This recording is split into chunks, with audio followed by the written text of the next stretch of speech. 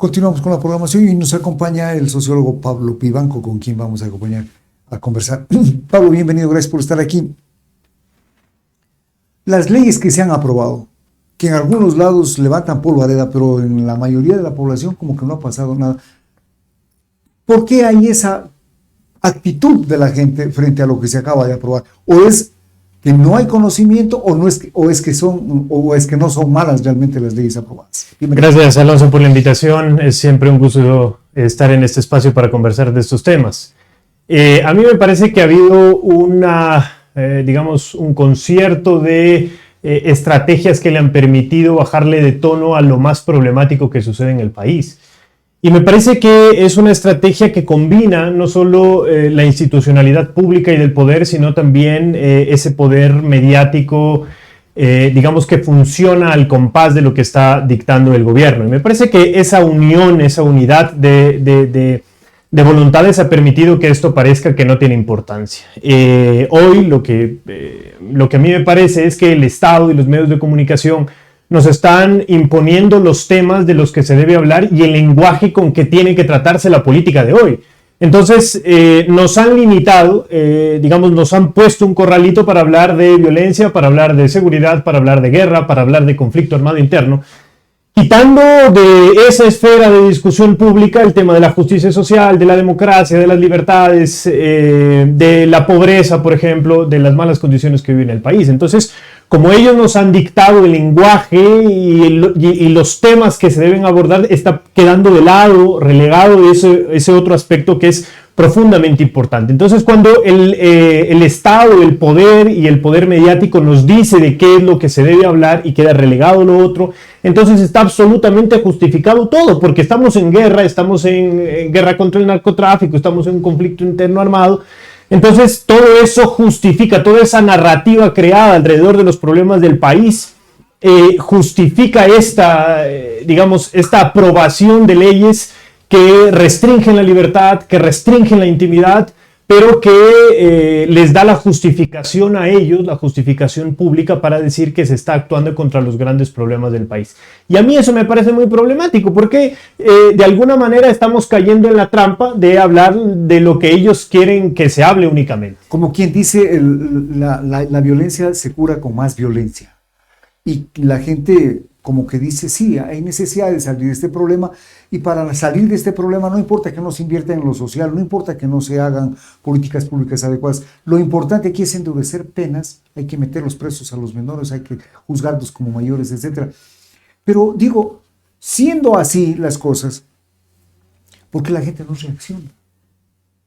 Bueno, precisamente porque se le da los insumos para que piense y que crea que eso es correcto y que eso es beneficioso. ¿Estamos alienados entonces? Estamos alienados absolutamente, porque además estamos bombardeados por todas las redes. Es decir, no es que únicamente el gobierno nacional opera vía cadena nacional como era antes, sino que opera a través de videos en redes sociales, a través de, grandes referentes de la opinión pública para movilizar este tipo de temas. Se moviliza a través de TikTok y es esta inmediatez temática que por abundancia logra calar en la gente, la que desactiva, cualquier posibilidad de reacción. Pero me parece a mí que esa es una dosis pacificadora que no va a durar mucho tiempo. Es cierto que cuando hay una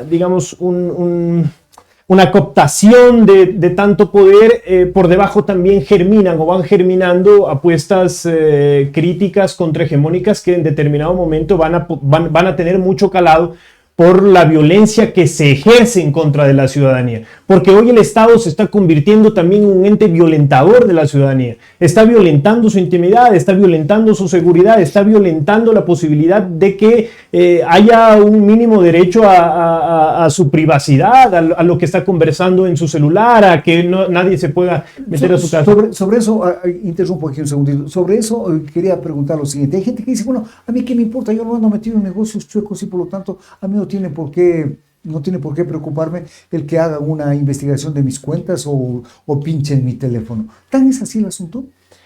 El problema es que esto se presta para la retaliación política. Esto se presta para que quien piensa diferente, para quien habla distinto, van a encontrar la mínima justificación para perseguirlo.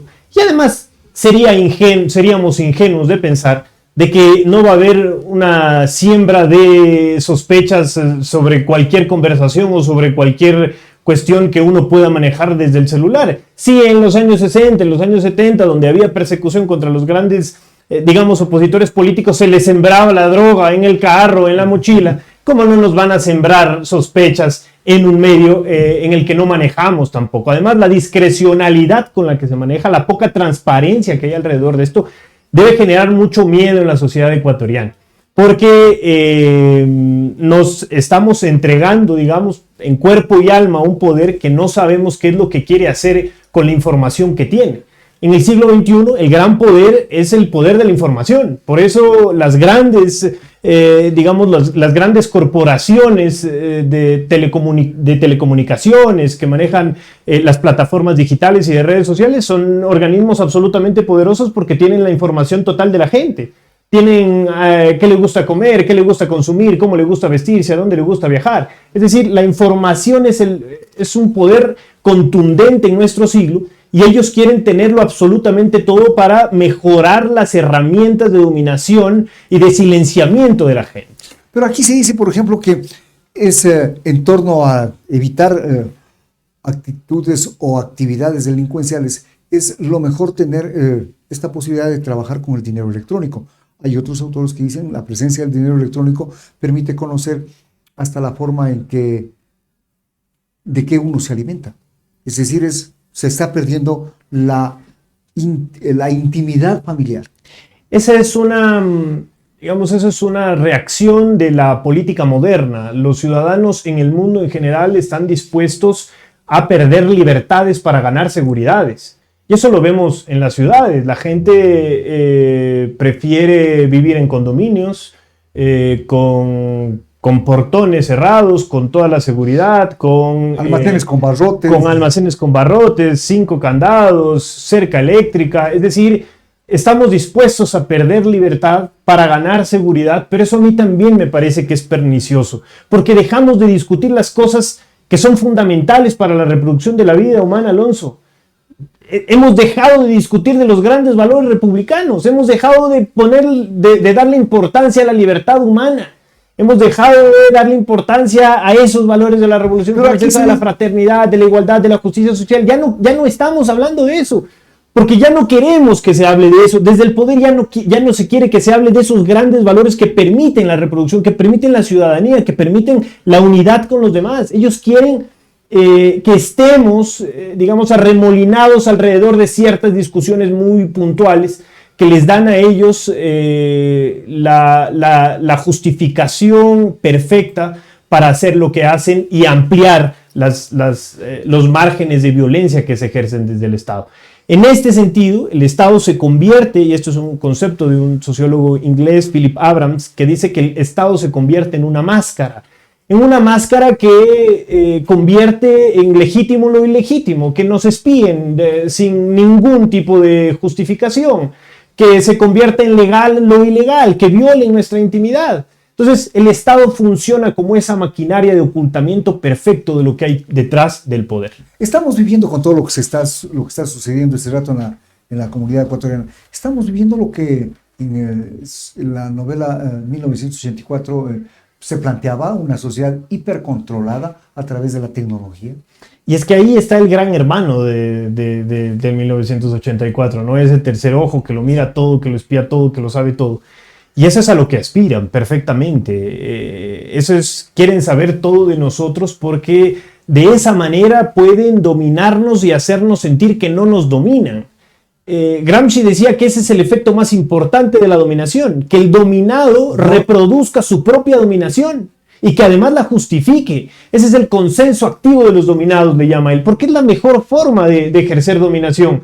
Yo ejerzo la dominación y mi dominado siente que no lo estoy dominando, porque además le estoy dando las herramientas para que se entretenga, las herramientas para que deje de pensar en lo importante, le estoy entregando las herramientas para que escuche banalidad, superficialidad, le estoy dando una cuestión de inmediatez para que su cerebro empiece a educarse en no consumir lo que genera complejidad, lo que implica reflexión, lo que implica pensamiento, entonces están creando la maquinaria perfecta para que todo esté bien en un país en donde todo está mal. Ahora, se dice que parte de esas herramientas que logran que la gente comience a pensar en lo que no tiene que pensar o pensar en lo que la gente quiere que piensen, los grupos de poder se entiende, quieren que piensen, es también un arma poderosísima, ha sido el celular, porque le permite a la persona que lo tiene disfrutar de aquello que quiere, de ver aquello que quiere.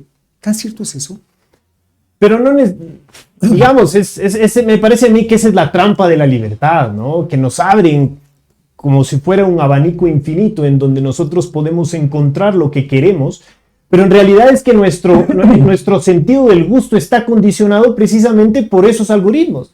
No es que nosotros vemos lo que queremos, vemos lo que el algoritmo de alguna manera nos está sugiriendo que veamos, es decir, nos atrapa seduciéndonos de una manera gustosa, es decir, nosotros vamos con alegría, con satisfacción, pagamos planes, pagamos internet, evitamos el contacto con los otros, y eso de alguna manera condiciona también nuestra actitud frente a los problemas del mundo, porque de alguna manera no queremos más problemas de los que hay en la casa, de los que hay en el trabajo, entonces ¿para qué me voy a preocupar de los problemas del Estado si yo estoy entregando el voto para que otro lo resuelva?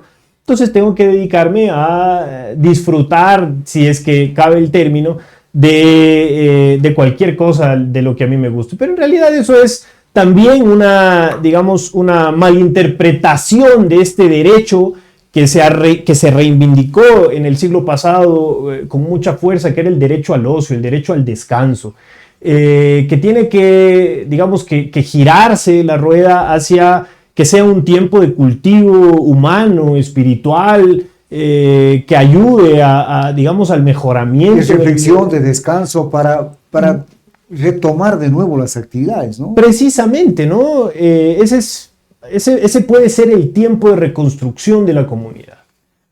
Porque no es el tiempo del trabajo, no es el tiempo de la familia, es el tiempo de hacer una cosa distinta que le permita a mi vida no ahogarse en la rutina y en el tiempo ordinario. Ese es un tiempo extraordinario que puede servir para unirme con los otros, para encontrarme con los otros, para el juego, para el disfrute, pero no necesariamente para entregarle mi información, mi tiempo y mi energía y mis ojos a una pantalla que consume absolutamente todo de mis días. De lo que estoy oyendo, entonces, esta es una sociedad controlada, una sociedad que ve lo que alguien quiere que vea. Es una sociedad que discute lo que alguien quiere que se discuta y no aquello que es fundamental.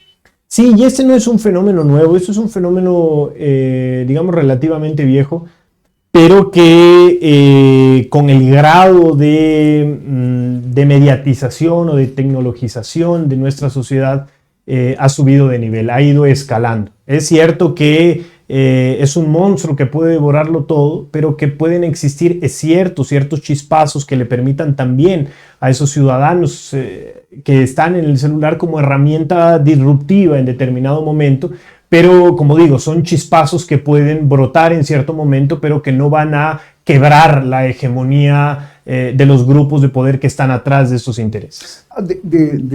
Después de todo, entonces, estas aprobaciones de estas leyes no son sino solamente aquello que el grupo de poder quiere que sea aprobado para poder disfrutar de las posibilidades legales que esas leyes le otorgan. Este es el eco de las formas de dominación que se dan en el mundo, es decir, no es una invención del gobierno ecuatoriano, es más bien se está alineando a lo que sucede en otras latitudes del mundo y está, digamos, respondiendo afirmativamente a sus amigos oligarcas de otras naciones, a sus amigos, hay quien se ha dado por llamar tecnofeudalismo, a quienes detentan la propiedad de estas grandes corporaciones comunicativas. Y me parece que hay ahí que se devela de alguna manera cómo el gobierno nacional está respondiendo no solo al poder del que proviene el presidente de la República, sino a poderes similares que están en otras partes de la región y del mundo entero. Entonces, este no es un problema únicamente nuestro. Yo creo que hay que ampliar un poco el horizonte de la reflexión y ver que es un problema del mundo entero, en realidad. Con lo que acaba de enseñar Pablo Vivanco, quiere decir que la actitud de la gente, esta actitud de que mi importismo, diría yo hasta de resignación, es algo que ya lo tenían previsto, por eso es que también se permiten dictar las leyes que están dictando. Me parece que hay gran parte de fabricación de este tipo de actitudes. Hay una modelación de la capacidad de reacción de los ciudadanos y de los seres humanos. Es decir, se ha fabricado un tipo de ciudadano que se adapte a las condiciones, un tipo de ciudadano que acepte sin reclamo. Hemos fabricado un ciudadano que no esté dispuesto al reclamo, a la exasperación, al movimiento, a la organización.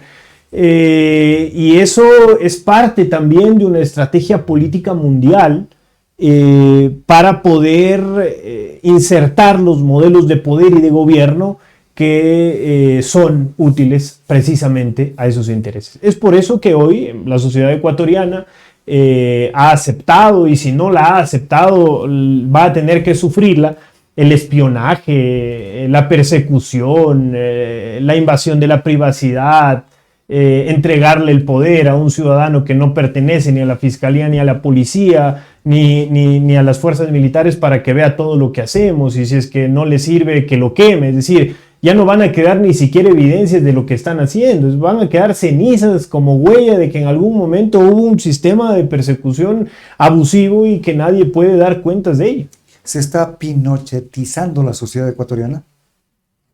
Yo creería que es que podríamos ir hacia una sociedad de ese tipo, y lo más grave de la pinochetización de la sociedad es el contagio de la ciudadanía de precisamente esos valores, ¿no? Chile vivió un proceso de reforma constituyente que no logró avanzar precisamente porque esos valores del pinochetismo y esas razones que justificaban la dictadura calaron demasiado en la ciudadanía chilena y no aprobaron un cambio constitucional que resultaba fundamental. Entonces lo peligroso es que muy en el fondo los valores de la ciudadanía ecuatoriana vayan hacia, digamos, tomen el color de los valores de precisamente de ellos, de quienes son sus verdugos, por decirlo de alguna otra manera. El peligro es precisamente ese, que se logre un grado de enajenación profunda del pensamiento, del sentido común y de los valores de la ciudadanía ecuatoriana, y eso va a provocar que no haya, o que las posibilidades alternativas a un poder como ese vayan disminuyendo. ¿Hay posibilidades, se ve alguna posibilidad de reacción de la sociedad? Yo no soy tan apocalíptico, aunque parezca, pero creo que hay, que los tiempos de crisis generan también posibilidades de chispazos de luz, ¿no? Parece que algo están haciendo, o que algo está por nacer, y creo que sí hay posibilidades de reacción frente a estos poderes que en determinado momento van a dispararse a los pies porque están atentando contra los grandes consumidores de sus grandes industrias. Pablo, saliéndonos un poco del ámbito local y yendo al nacional, yéndonos al ámbito mundial, con la guerra entre Irán e Israel, ¿no se está viviendo una cercanía de una tercera guerra mundial? Bueno, yo de geopolítica no sé mucho, pero hay una escalada bastante agresiva del conflicto entre Irán e Israel, y el conflicto Israel y Palestina. Hay que darnos cuenta que es una guerra que involucra a otras potencias mundiales y que nos acerca digamos, al borde de una guerra mundial que parece, digamos, casi fraguada prácticamente. Eso va a tener muchos daños colaterales, como toda guerra mundial, pero a mí me parece que de lo que venimos hablando se conjuga un poco con la reacción que hay frente a este genocidio israelita y contra esta escalada de las violencias, porque estamos viendo y viviendo en pleno siglo XXI una guerra de dimensiones tremendas, y que no se ha logrado la reacción que se supondría íbamos a tener en este siglo frente a un conflicto bélico como ese.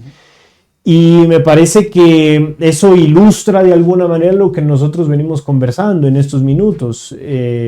Mucha gente está justificando eso, mucha gente está valorando como positivo, mucha gente está adoptando como parte de sus valores el fascismo, por ejemplo. La necesidad de matar. La necesidad de matar, la necesidad de exterminar, la necesidad de borrar a quienes no piensan como uno. Es decir, la barrera de la tolerancia está eliminándose y están dando el mensaje, como lo ha dado Israel durante mucho tiempo, de que van a eliminar a quien tengan que eliminar para garantizar la paz del mundo. Es decir, la paz se garantiza con muerte, con violencia, con exterminio. Y eso me parece que no tiene asidero en este siglo y no tiene ningún tipo de justificación.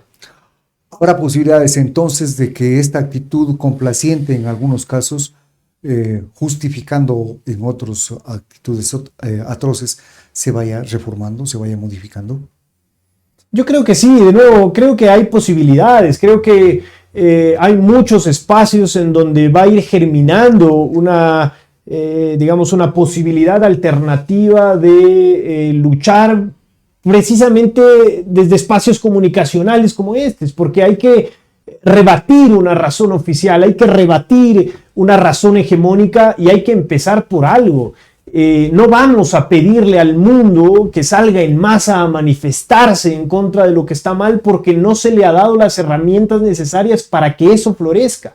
Y creo que sí hay organizaciones de intelectuales, de jóvenes, comunitarias, barriales, incluso partidistas, que están fomentando la organización para hacerle frente a este tipo de conflictos que, como se ve, son conflictos locales, son conflictos regionales, nacionales y mundiales, que plasman de alguna manera esa crisis civilizatoria, entendida como una crisis que explota por todos lados, en todas las áreas. Gracias a Pablo Vivanco, qué grato conversar con jóvenes que están preocupados por lo que sucede no solamente en Loja del país, sino también en el mundo. Con esto llegamos al fin de esta emisión de Conexión Loja. Los esperamos el día de mañana con más y nuevos invitados. Nos vemos.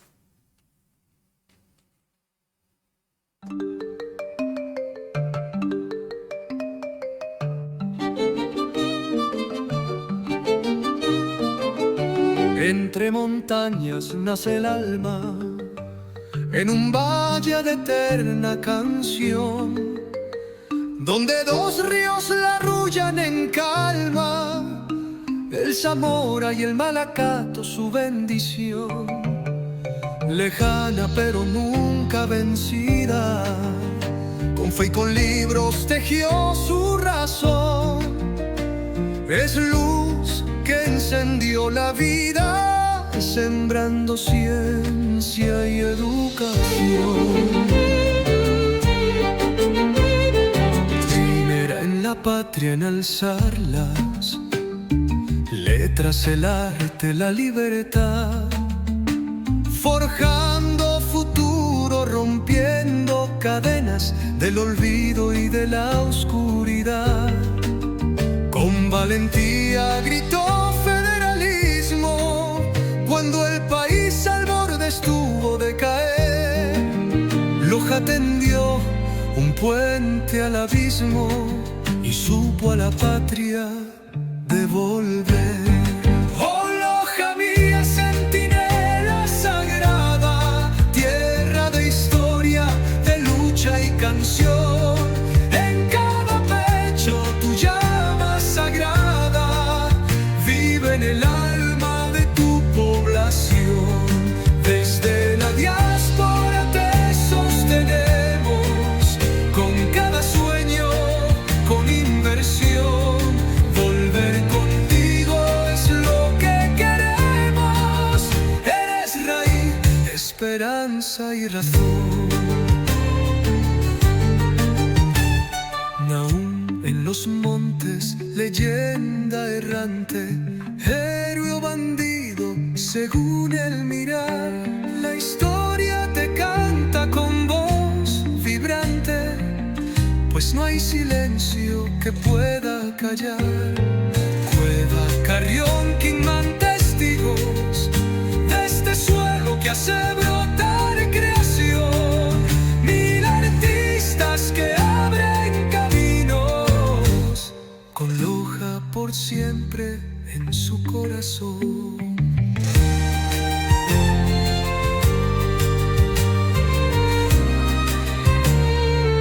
Eres trabajo, sol y aguacero, pasión que en la música se volvió flor, un canto de pueblo sincero que nunca se rinde al dolor. Bravía y rebelde de estirpe profunda, no hay olvido que pueda apagar el fuego que en tu pecho se funda.